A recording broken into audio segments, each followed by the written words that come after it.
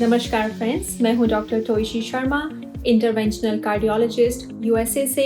और आज हम बात करते हैं कि दिल में दर्द रुक रुक के क्यों होता है।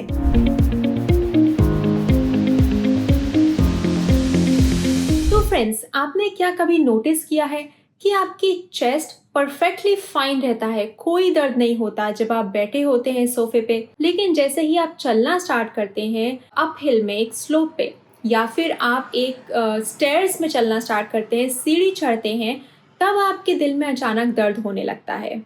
तो आपका दिल ऐसे क्यों बिहेव करता है? आज हम इसके पीछे की साइंस को समझते हैं, और एक बार आप इसे समझ लेंगे तो कभी नहीं भूलेंगे। तो फ्रेंड्स, सबसे पहला क्वेश्चन है कि अगर आपको जैसे कि एक 70% ब्लॉकेज है, तो आपको चेस्ट पेन हर समय क्यों नहीं होता? क्योंकि ब्लॉकेज तो ब्लॉकेज है, वो तो फिक्स्ड है। लेकिन फ्रेंड्स, ऐसा इसलिए है क्योंकि जो आपका हार्ट है उसे रेस्ट में, जब आप कुछ काम नहीं कर रहे होते हैं एक्सर्शनल फिजिकली, तब ज्यादा ऑक्सीजन की जरूरत नहीं पड़ती। एक नैरो आर्टरी में, पतली आर्टरी में जिसमें एक ब्लॉकेज हो, वो भी इनफ ब्लड और ब्लड के साथ इनफ ऑक्सीजन सप्लाई कर देती है जब आप क्वाइटली बैठे हो।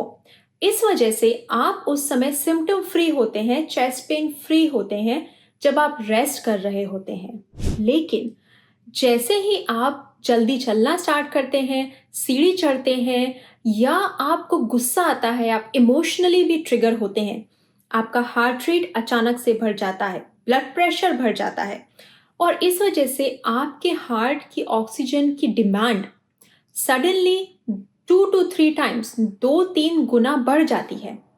अब ऐसे में अगर आपकी आर्टरी में एक ब्लॉकेज है, तो वो आर्टरी एक्स्ट्रा सप्लाई नहीं कर पाती ऑक्सीजन की, और डिमांड ज़्यादा होने की वजह से और सप्लाई कम होने की वजह से जो मिसमैच होता है, डिमांड सप्लाई मिसमैच, इसी को फ्रेंड्स हम कहते हैं टिपिकल एंजाइना, यानी कि चेस्ट पेन और बर्निंग चेस्ट में जो कि होती है एक्सर्शन पे, एक्सर्शनल चेस्ट पेन। तो इसलिए फ्रेंड्स, हम एक्सरसाइज को बेसिकली आपकी बॉडी का बिल्ट इन स्ट्रेस टेस्ट मानते हैं।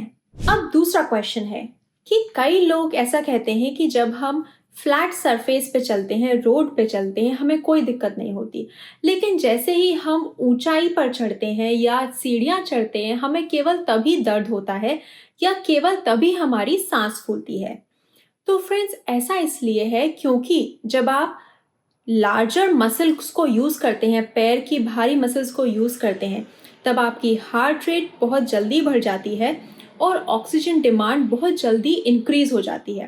अब सडन जंप की वजह से ब्लॉक्ड आर्टरी इतना ब्लड और ऑक्सीजन सप्लाई नहीं कर पाती।